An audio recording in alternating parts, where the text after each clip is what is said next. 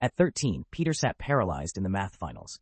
His pencil shook over the blank page, a monument to the spectacular failure of his relying on talent alone. The shame was suffocating. Old Man Hemlock, a retired professor, met Peter. "Talent is unreliable," he declared, tapping a scarred table. "Talent betrayed you. Method will not." Hemlock diagnosed Peter's lack of discipline. Peter attempted his new ritual, 2 hours of reading. After 45 minutes of staring restlessly at the dense text, he slammed the book shut.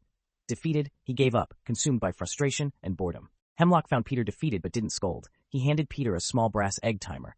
"Discipline is about the return after you stumble," he instructed. "Set it, read. Stop when the sand runs out, not before." Over 2 years, the routine became an iron cage.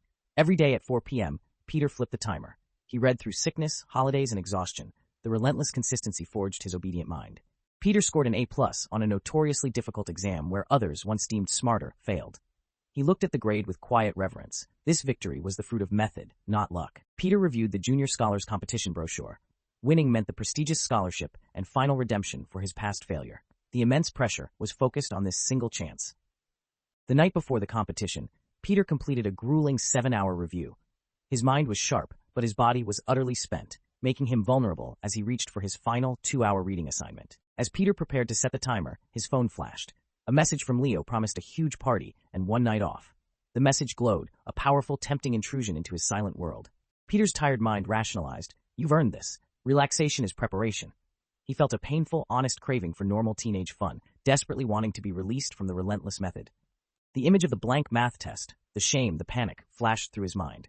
He saw the lazy boy he used to be, urging him to take the easy path and inviting history to repeat itself. Peter held his phone, agonizingly hovering between the reply button and the textbook. The 10 minutes before his ritual was due stretched into a silent, terrible internal battle. He heard the mental echo of Hemlock's cane tapping the wood. Method will not betray you. Discipline was not about ease, but about standing firm, choosing the path of faithfulness over instant relief.